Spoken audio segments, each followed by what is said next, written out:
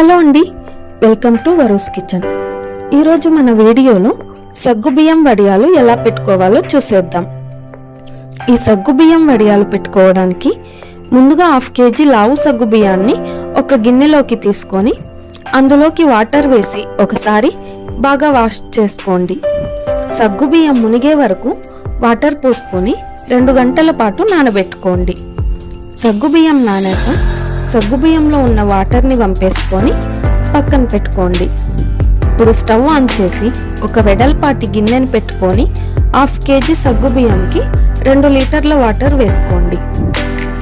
అలాగే అందులోకి రుచికి సరిపడా ఉప్పు వేసి అలాగే మిక్సీ పట్టుకున్న పచ్చిమిర్చి వేసుకోండి. మీరు కావాలంటే ఎండుమిర్చి కూడా పొడి చేసుకొని వేసుకోవచ్చు. అలాగే జీలకర్ర 2 స్పూన్లు వేసుకొని మూత పెట్టేయండి. నీళ్లు బాగా మరలుతున్నప్పుడు ముందుగా నానబెట్టి పక్కన పెట్టుకున్న సగ్గుబియ్యాన్ని వేసి కలుపుతూ ఉండండి. దగ్గర పడే వరకు కలుపుతూనే ఉండాలి, లేదంటే అడుగు పట్టేస్తుంది. చూసారా, ఇలా దగ్గర పడే వరకు కలుపుతూనే ఉండండి.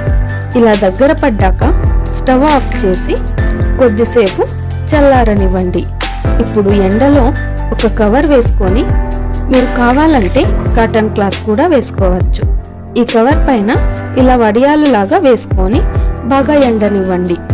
అంతే, చూసారా ఎంత చక్కగా వచ్చేసాయో. ఇప్పుడు ఒక కడాయి పెట్టుకొని ఆయిల్లో డీప్ ఫ్రై చేసుకోండి.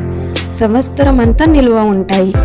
పప్పు చేసినప్పుడు, రసం చేసినప్పుడు ఫ్రై చేసుకొని తిన్నారంటే చాలా బాగుంటాయి. అంతేనండి, ఎంతో రుచికరమైన సగ్గుబియ్యం వడియాలు రెడీ. మీరు కూడా ట్రై చేసి ఎలా వచ్చాయో కామెంట్ చేయండి. వీడియో నచ్చినట్టయితే లైక్ చేసి మరిన్ని వీడియోస్ కోసం ఛానల్ను సబ్స్క్రైబ్ చేసుకోండి.